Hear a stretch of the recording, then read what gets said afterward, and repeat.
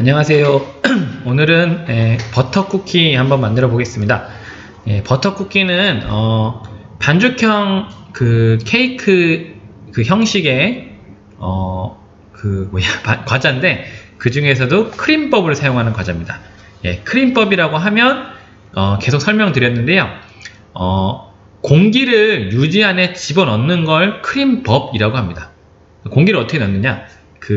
유지를 이렇게 부드럽게 마요네즈 상태로 푼 다음에 거품기를 막 줬잖아요. 그러면은 이게 부드러워지는 그 느낌이 녹아서 그런 것도 있지만 그 안에 유지 안에 공기가 계속 포집되면서 이게 가볍고 부드럽게 되는 겁니다. 이걸 바로 유지의 크림성이라고 하고요. 이것을 이용해서 부피를 크게 만드는 과자나 케이크 종류를 크림법을 사용했다고 이야기를 합니다. 자, 오늘 이 버터 쿠키를 포함해서 총 6가지의 메뉴가 제과 기능사 메뉴에서 크림법을 사용하는 그 제품들입니다. 그래서 이 크림법이 어떤 거냐면 정확하게 인지하시고 그것만 확실하게 알고 계시면 그 6가지 제품 모두 만드는 데 있어서 전혀 문제가 없으니까 그걸 잘 기억해 주시면 좋겠고요. 이 버터 쿠키는 짜는 게 중요한 짜는 형태의 쿠키라서 그 연습은 한 몇 번 정도 하셔야 될 겁니다. 네. 자, 그러면 설명해 보겠습니다. 명명은 버터 쿠키.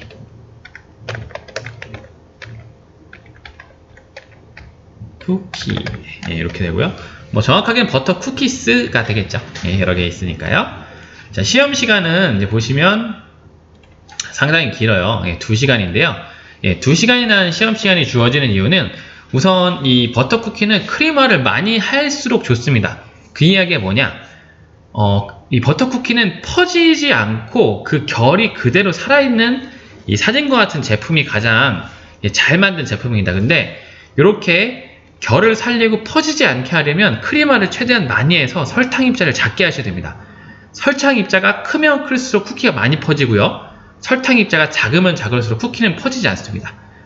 극단적인 예로 설탕 입자를 거의 크림화 안 시켜서 많이 퍼지게 하는 쿠키가 네이버 같은 데 검색해 보시면 좋아요. 그 크랙 쿠키라고 하는 애들 있어요. 크랙 쿠키.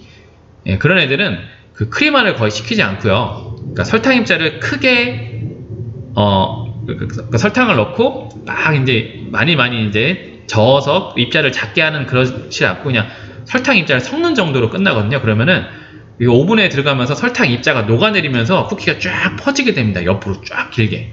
그러면은 불규칙하게 이제 퍼지게 돼서 결 같은 게 거의 없어져요. 그래서 만약에 버터 쿠키를 여러분이 크림화를 적게 하신다고 하면 이 예쁜 결이 사르지 않는다. 그래서 버터 쿠키 반죽에서 중요한 거는 크림화를 많이 해서 설탕 입자를 최대한 작게 해라. 이게 가장 중요합니다. 그거 기억하시면서 요구사항 하나씩 보겠습니다. 자, 첫 번째, 근데 쉬운 메뉴예요. 상당히. 자료도 간단하고요. 첫 번째, 재료를 계량하시오. 6분. 자, 6분이라고 하면 재료가 몇 개인지 한번 볼까요? 박력분, 버터, 설탕, 소금, 달걀, 바닐라 향. 상당히 간단하죠? 이렇게 6개 계량하시면 되고요. 그리고 나서 크림법으로 수작업하시오. 네, 이것도 수작업하셔야 됩니다. 기계로 돌릴 수 있는 양이 안 되고요.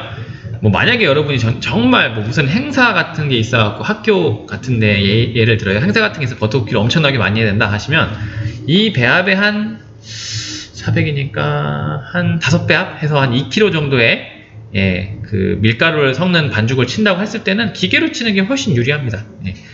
적은 양이니까 손으로 하는 것 뿐이에요. 근데 기계로 하실 때 주의하실 점은 이제 비터라는 걸 사용해야 되는지 아니면은 그 휘퍼 거품기를 사용해서 크림화까지만 다 시키고 나서 마지막에 가루 섞는 거는 따로 이제 주걱으로 섞는다든지 이런 식으로 하셔야지 거품기로 끝까지 가시면 안 된다는 거는 기억하셔야 됩니다. 자, 수작업으로 하시면 되고요. 반죽 온도는 22도 표준으로 하시오.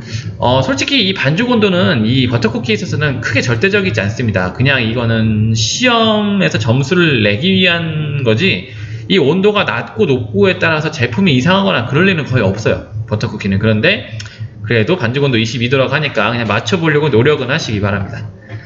그 다음에 별 모양 깍지를 끼운 짤주머니를 이용해서 2가지 모양의 모양짜기를 하시오. 팔자와 장미 모양.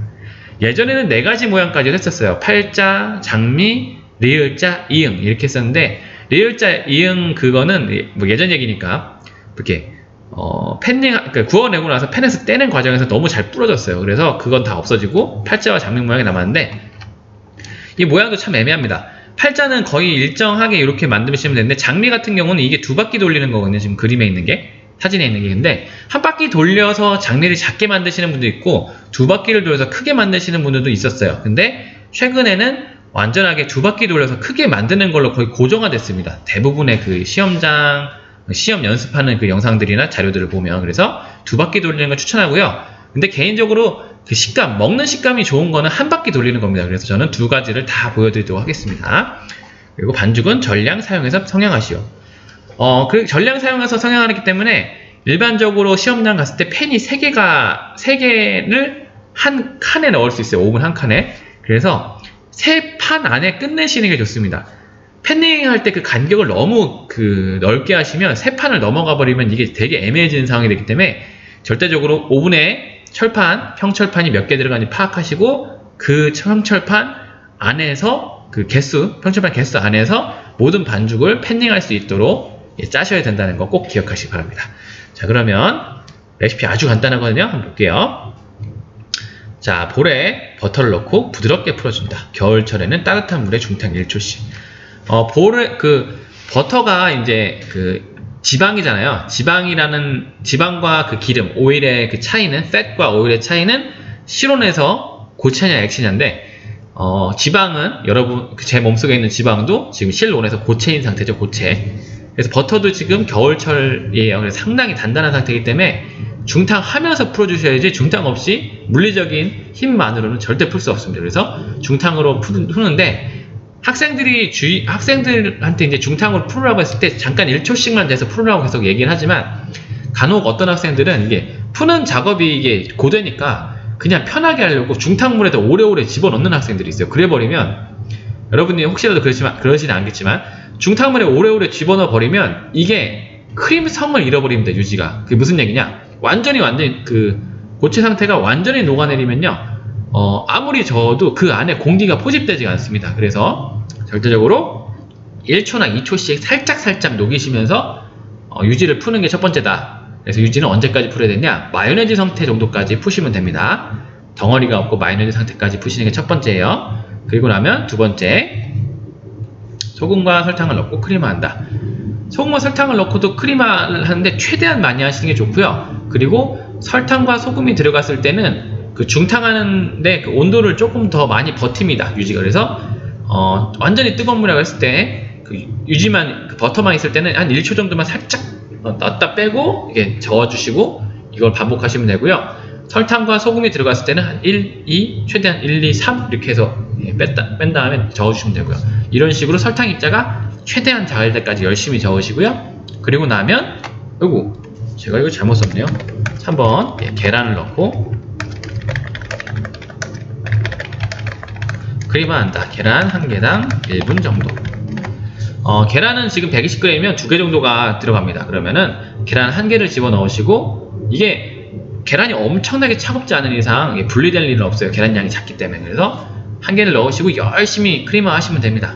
그러면은 한 1분 정도 열심히 그냥 저으시면 돼요. 최대한 열심히. 그리고 나서 팔 아프니까 고무줄 한번 저어주고 쉰 다음에 그 다음 계란 넣고 열심히. 그래서 안전하게 크림화가 되게 만드시면 되고요. 그리고 나서 채친 가루를 섞고 계란 넣고 크림화 하시고요. 채친 가루를 넣고 가볍게 섞으시면 됩니다. 채친 가루를 넣고요. 언제까지 섞으시면 되느냐? 그냥 밀가루가 보이지 않을 정도까지. 그러니까 그 계란 반죽, 유지와 계란 반죽이 밀가루 흡수해서 그 밀가루에 그 수분이 없는 밀가루가 보이지 않는 정도까지만 딱 하셔야 됩니다. 그 이상 하시면 이것도 글루텐이 형성되고 그래서 결이 이쁘게 안 나와요. 바삭바삭거리는 식감도 줄어들고요. 그래서 거기까지만 가루가 안 보일 때까지만 딱 섞으시면 돼요. 그리고 가루가 아주 약간 남아있는 상태에서 끝내시는 게 제일 좋은데, 그 이유는 짜면서 이 반죽들이 또 섞여서 나옵니다. 그것도 반죽에 이렇게 충격, 물리적인 힘을 가하는 거기 때문에 글루텐이 발전되는 거예요. 이것도. 그리고 섞이게 되고요. 그래서 거의 한 100%가 완전히 섞였다고 하면 한 95 정도만 섞으셔도 짜면서 완전히 섞여서 나온다는 것까지 미리 말씀드립니다. 자, 그 다음에 팬에 장미 모양이랑 예전에 S자라고 했는데 지금 팔자 모양이죠. 팔자 모양으로 짜시오. 예, 리을 모양, 립 모양은 없어졌습니다. 자, 그리고 실온에서 10분 정도 건조 후에 180, 150도 오븐에서 10에서 15분 정도 구우시면 되고요. 건조하는 이유는 그 건조하는 것도 마찬가지로 겉면이 살짝 마르면 그 결이 더 잘 살아서 그렇습니다. 그래서 살짝 시간 여유가 있다면 건조하시면 됩니다. 시간 여유라고 하면 어떻게 계산하시면 되죠? 제출하는데 10분에서 15분 정도 구우니까 최대 15분 굽는다고 하고 빼서 제출하는데 5분 더 필요하다고 생각하시고 그러면은 제출하는 데까지 남은 시간이 한 20분 정도 될 때까지 말리셔도 되는 거죠. 예, 그런 식으로 시간을 체크하시면서 10분 정도만 건조하시고 구우시면 되고요. 예, 잘 껴서 예쁘게 제출하시면 됩니다. 자, 그러면 저는 만드는 영상으로 만드는 영상으로서 여러분께 어떻게 만드는지 보여드리도록 하겠습니다.